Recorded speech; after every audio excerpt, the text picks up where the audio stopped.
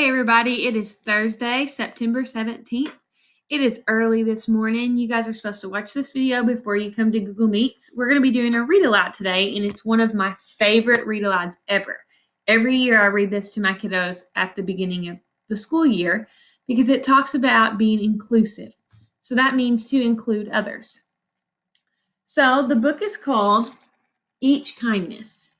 And I learned something whenever I received this book. My mom bought me this book, and whenever she handed this to me, I thought, that doesn't look like a kid's book. That doesn't look interesting whatsoever. Why did she buy this for me? And then she wrote a really sweet note on the inside that about made me cry, and it said something about making sure that you show other people your smile because it might be the only smile that they see that day. So then I was instantly interested into what this book could be about.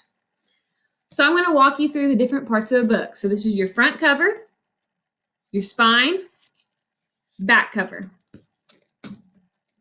As soon as you open up the book, you will see that there is a title page.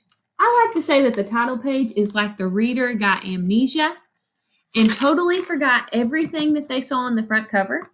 It retells who the author and the illustrator are. So the author is Jacqueline Woodson, and the illustrator is E.B. Lewis. How can we tell the difference? Well, I always like to sing this song with my students. The author writes the words. The author writes the words. Hi-ho, did you know? The author writes the words. The illustrator draws the pictures. The illustrator draws the pictures. Hi-ho, did you know? The illustrator draws the pictures. I also sing that song to Ezra whenever I read to him, and he really likes it. That winter, snow fell on everything, turning the world a brilliant white.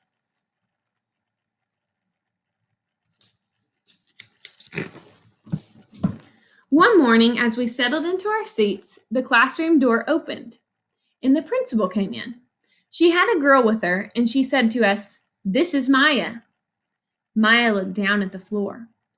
I think I heard her whisper, "Hello." Instantly, we can tell a character trait about Maya is what? Yeah, I was thinking shy. We all stared at her. Her coat was open and the clothes beneath it looked old and ragged. Her shoes were spring shoes, not meant for the snow. A strap on one of them had broken. You can instantly make a connection and you can instantly infer. Do you think Maya has a lot of money? Do you think she has a lot of money? No, we can infer that she doesn't have a lot of money because she's wearing spring shoes in the winter. And you can tell that her clothes are used or secondhand. Our teacher, Mrs. Albert, said, "Say good morning to our new student." But most of us were silent. The only empty seat was next to me. That's where our teacher put Maya. And on the first day, Maya turned to me and she smiled. But I didn't smile back. I moved my chair, myself, and my books a little farther away from her.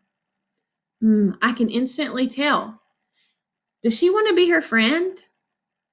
I don't think so, because you can tell if you move away from someone, it instantly tells that person that you don't want to be friends with them.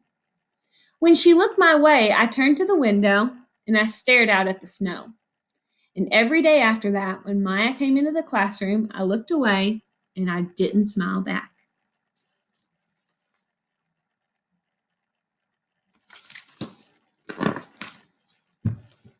Sticky note. My best friends that year were Kendra and Sophie. At lunchtime, we walked around the schoolyard, our fingers laced together, whispering secrets into each other's ear. We can instantly tell that this is from a first-person point of view because it uses words such as we and I, meaning this is from a character's point of view. The other type of point of view is third-person point of view that we look at, and third-person point of view is like someone all-knowing stepping outside of the room, looking in, and telling the story. So this is first-person point of view, meaning that it's from a character. One day, while we were near the slide, Maya came over to us. She held open her hands to show us the shiny jacks and tiny red ball she had gotten for her birthday. It's a high bouncer, she said, but none of us wanted to play.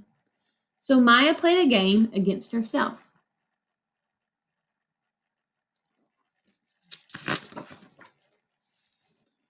That afternoon, when we got back into the classroom, Maya whispered to me, "Bet you can't guess who the new Jax champion of the world is."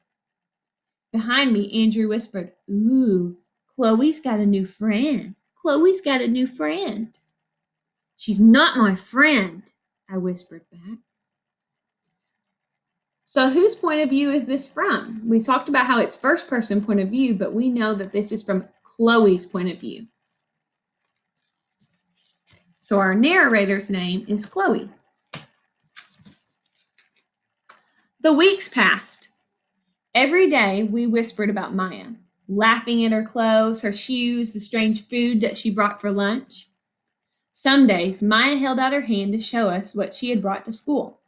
A deck of cards, pickup sticks, a small tattered doll. Whenever she asked us to play, we said no. There is Maya in the very front.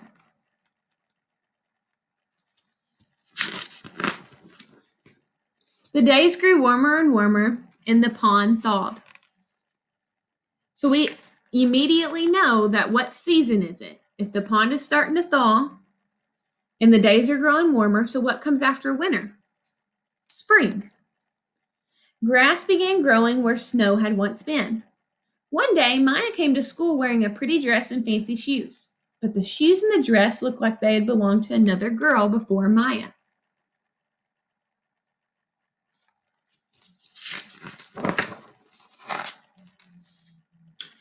"I have a new name for her," Kendra whispered. "Never knew. Everything she has come from a secondhand store." We all laughed. Maya stood by the fence. She was holding a jump rope, but did not come over to us to ask if we wanted to play. After a while, she folded it double, rolled the ends around each hand, and started jumping. She jumped around the whole schoolyard without stopping. She didn't even look up once. Just jumped, jumped, jumped. Sometimes I would do that just to distract myself because I'm sad. You ever done that?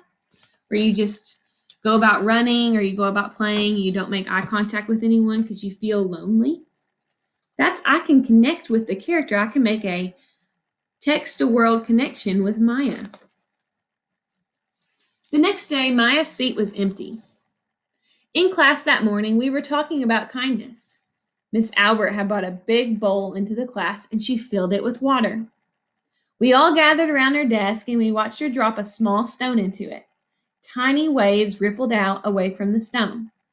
"This is what kindness does," Mrs. Albert said. "Each little thing we do goes out like a ripple into the world."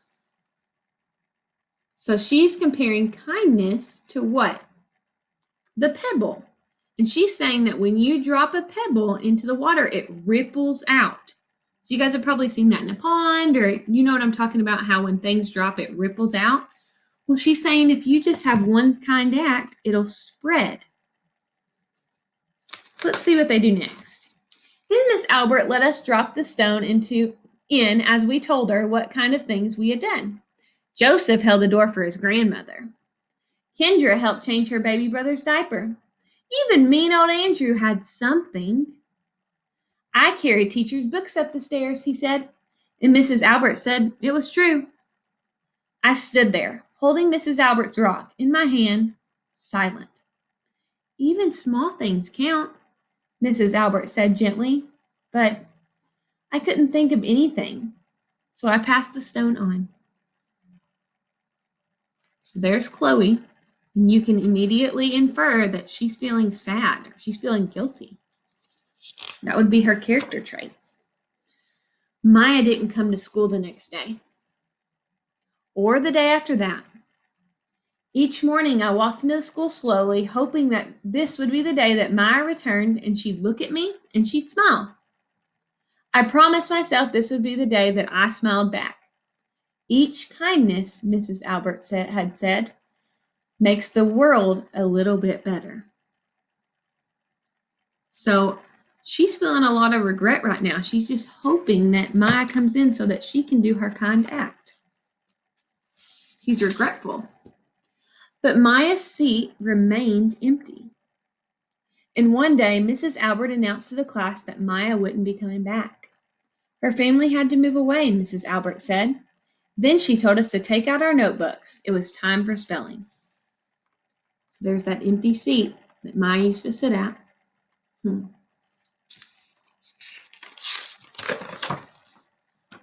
That afternoon, I walked home alone. When I reached the pond, my throat filled with all the things I wish I would have said to Maya. Each kindness I had never shown. I threw small stones into it over and over, watching the way the water rippled out and away, like each kindness done and not done, like every little girl somewhere, holding a small gift out to someone, and that someone turning away from it. So there's those ripples that it's talking about.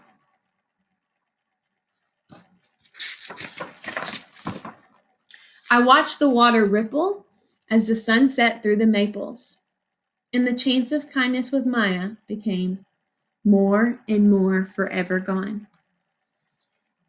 That's the same picture as our front cover.